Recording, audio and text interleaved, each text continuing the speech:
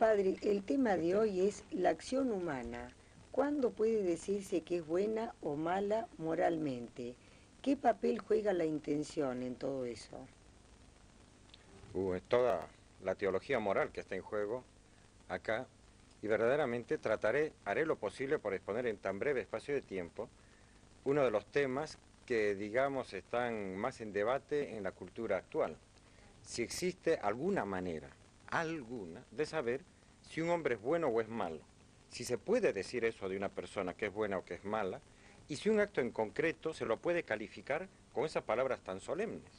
¿O es mejor abstenerse de nombrarlas? Bueno, hay todo tipo de respuestas en la actualidad. Los cristianos tenemos una muy clara, muy neta, muy exacta, y estamos absolutamente seguros de que podemos indicar con mucha claridad a cada conciencia humana cómo puede distinguir entre el bien y el mal. Pero hay muchas otras culturas que se niegan a aceptar.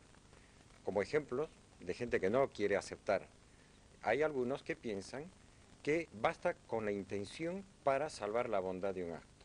De modo que si un terrorista pone una bomba, pero su intención es mejorar la sociedad a través de un movimiento de terrorismo mundial, esos muertos están bien muertos porque de esa manera llaman la atención a su causa y queda justificado.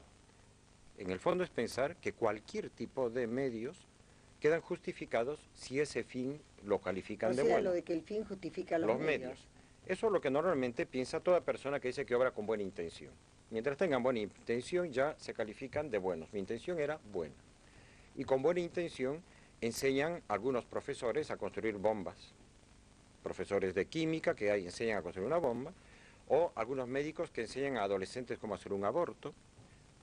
Todo con buena intención, ¿verdad? Entonces, esas personas se autojustifican con el tema de la intención. Hay otras personas que hacen depender todo de las circunstancias. De modo que la única manera de saber si algo es bueno o es malo depende si en esa circunstancia o en esa situación cultural no había otra manera de hacer las cosas.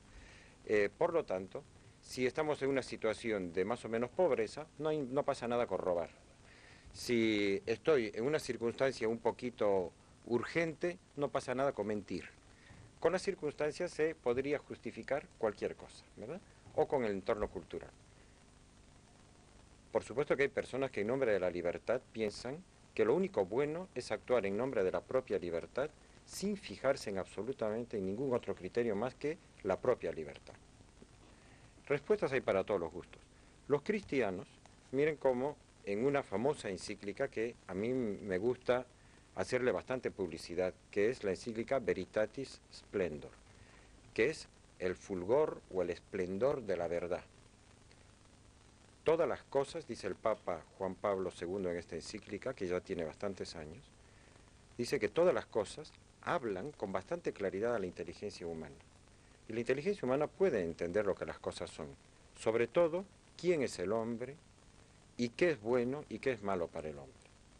En esta encíclica, que es importantísima en la historia de la teología católica, hay un momento en que se hace esta pregunta en el párrafo 74. ¿De qué depende la cualificación moral del obrar libre del hombre? ¿Cómo se asegura esta ordenación de los actos humanos hacia Dios? Solamente la intención que sea conforme al fin último, o las circunstancias, o las consecuencias, o el objeto mismo de los actos humanos son el criterio. ¿Cuál de ellos? Y dice todos. Pero el más importante, hay que ver las circunstancias, hay que ver las consecuencias, hay que ver, por supuesto, cuáles son las intenciones, pero sobre todo hay que ver cuál es el objeto mismo del acto. ¿Por qué?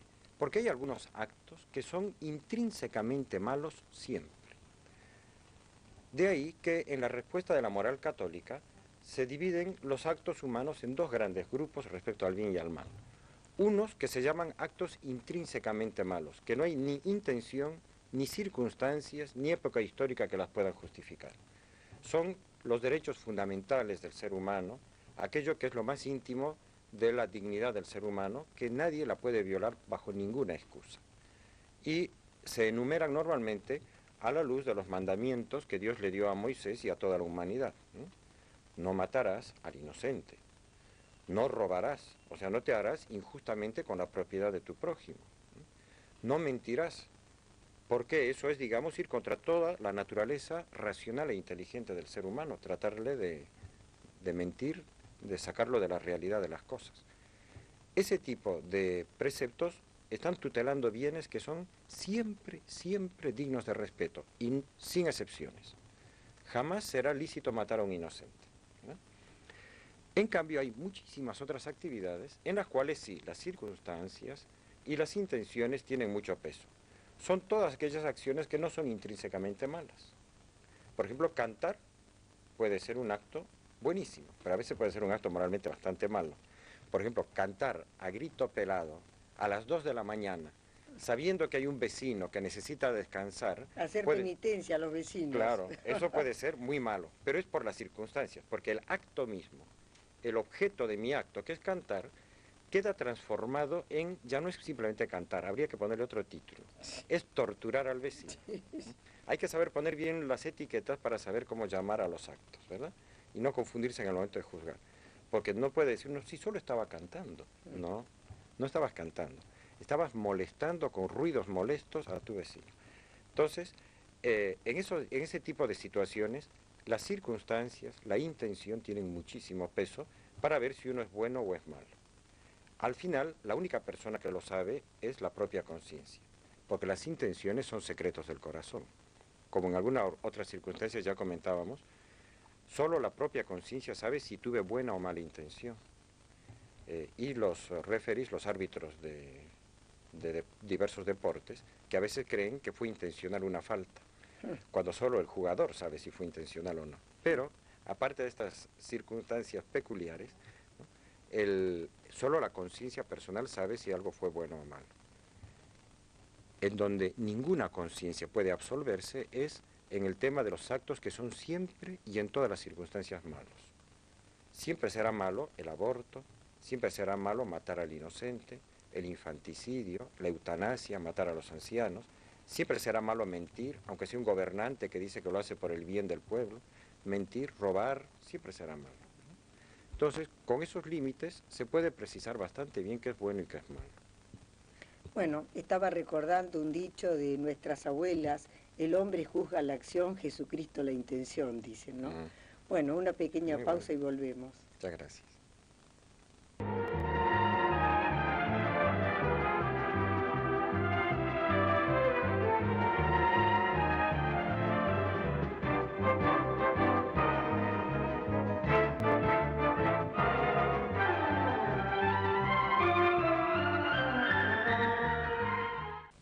Bueno, padre, estábamos hablando entonces de la intención, cuál es el papel que juega en todo esto, ¿no?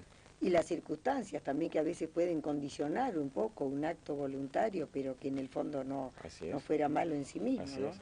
Y luego del objeto mismo del acto, que es el que puede ser a veces intrínsecamente malo. O sea que ahí no hay circunstancias que valgan. ¿Verdad? Fíjense cómo resume muy bien el Catecismo de la Iglesia Católica, que algunos pensarán que uso más que la Biblia, pero es que el Catecismo no es más que la Biblia, un poco reordenada y presentada bien. Cuando habla, a partir del punto 1749, de la moralidad de los actos humanos, y dice una cosa muy hermosa. Dice, cuando actúa de manera deliberada, es decir, en un ejercicio de su libertad, el hombre es, por así decirlo, el padre de sus actos. O sea, uno tiene que reconocer que los actos que uno va realizando en la vida son como hijos nuestros, y reconocer nuestra paternidad respecto a esos actos, libres, y por lo tanto nuestra responsabilidad. Es como un padre que después le dice, ¿y para qué me trajiste a este mundo? Bueno, para cuidarme será, no será para dejarme abandonado. Bueno, pues cuando nosotros realizamos actos, salen ya o buenos o malos. Ahora, ¿cómo los reconozco? Miren lo que dice el Catecismo.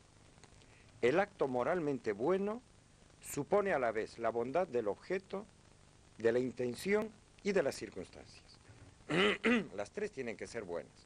Fíjense un ejemplo para aclarar un poco esto, que es clásico en los libros que explican teología moral para católicos. Para los que no lo son les puede resultar un poco extraño el ejemplo, que es la limosna que se da a un pobre. Cuando uno da una limosna a un pobre, el acto en sí mismo es un acto bueno, es ayudar materialmente a un prójimo necesitado. Ese es, digamos, el objeto mismo del acto. Pero además hay que fijarse, como dice el catecismo, de la intención y de las circunstancias, ¿verdad? Porque la intención es hacerlo por ayudar a un prójimo necesitado. Pero podría ser que yo le doy efectivamente y generosamente ayuda, pero solo para que me aplaudan, para buscar un poco de llamar la atención. Como Cristo que dice en el capítulo 6 de San Mateo, cuando des limosna, no hagas tocar la trompeta, lo dice con ironía, para que los demás vean tus obras, porque ya has recibido la recompensa. Cuando des limosna, que tu mano izquierda no sepa lo que hace tu derecha, ¿verdad? O sea que la intención tiene que ser muy recta, de verdadero, en este caso, amor al prójimo, no de vanidad y vanagloria. Pero además están las circunstancias. Por poner ya un ejemplo que es un poco exagerado, en lugar de un mendigo podría haber 3. Y uno darse cuenta que 2 de ellos ya recibieron bastante y que hay un tercero que nadie se acordó de él.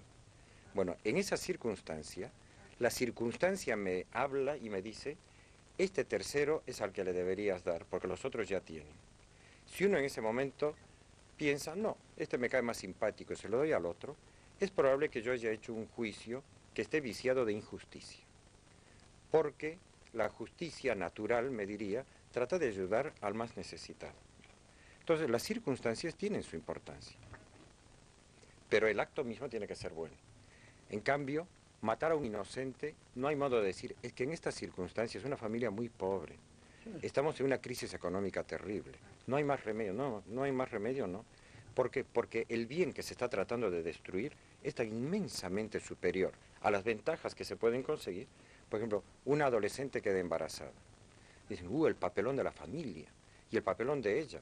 Y a lo mejor va a perder un año de colegio. Ese tipo de planteamientos que escuchamos todos los días. ¿Qué va a pensar la gente? En fin, ¿no? Bueno, pues, por salvar un poco la fama de la chica, para que la familia no pase un mal rato, para que no pierda un año de escolaridad, deciden matar a un ser humano. Todo la relación entre qué es importante y qué no es importante. Si hay ciertos fines o intenciones que justifican hacer cualquier cosa, queda en cuestión. Eso es un acto intrínsecamente malo. O sea que jamás habrá justificación para hacer un delito de esa categoría. Esto es importante para que la conciencia no se confunda y uno piensa, soy bueno porque de vez en cuando miento, pero se puede mentir en algunas circunstancias. No, señor. Eso está intrínsecamente en contra de la naturaleza racional del ser humano. Así que las mentiras piadosas no funcionan. No funcionan. Además, si quieren, hay una lista larga en esta misma encíclica, la Veritatis Splendor, para más referencias en el párrafo 78, 79 y 80. Voy a leer un pedacito del párrafo 80, en el que dice así el magisterio de la Iglesia sobre esos actos que jamás no hay circunstancias que los justifiquen. Y dice así, la razón testimonia que existen objetos del acto humano que se configuran como no ordenables a Dios, es decir, que a los ojos de Dios nunca serán buenos, porque contradicen radicalmente el bien de la persona creada a su imagen y semejanza. Son los actos que la tradición moral de la Iglesia ha denominado intrínsecamente malos, es decir, siempre malos. Y viene una lista, un elenco larguísimo, que está tomado de un documento del Concilio Vaticano II que se llama la Gaudium et Spes, ¿no? La alegría y esperanza. Y dice así, todo lo que se opone a la vida, como los homicidios de cualquier género, los genocidios, el aborto, que es matar al niño no nacido, la eutanasia, que es matar al enfermo grave o al anciano, el mismo suicidio voluntario, no el que comete una persona por depresión, digamos, ese no es un suicidio voluntario, es la enfermedad el que lo mata a ese señor. Pero cuando es deliberado, que existen, todo lo que viola la integridad de la persona humana, como las mutilaciones, es decir, cortar un pedazo del cuerpo humano a alguien, como cortarle la oreja que se hacía con los esclavos antiguamente, o, con todo respeto, pero acá yo hablo con claridad, la Sharia, la ley musulmana, ordena cortar la mano al ladrón, es decir, mutilarlo para siempre, ¿verdad? Pueden ir en exceso estas penas para lo que es la pena y la culpa. Bueno. Las mutilaciones, las torturas corporales y mentales, incluso los intentos de coacción psicológica y todo lo que ofende la dignidad humana, como encarcelamientos arbitrarios, deportaciones, prostitución, trata de blancas y de jóvenes, son actos intrínsecamente malos. La droga, el tráfico de drogas, etc. Jamás se podrán justificar. Espero que con este elenco haya quedado un poco más ilustrado este tema, un poco terrible, pero indispensable para vivir una vida moralmente sana. Bueno, padre, yo creo que ha quedado todo súper claro, ¿eh? No creo que a partir de acá, por lo menos en este tema, puedan quedar dudas. Esperemos que no. Muchas gracias por su visita. Gracias.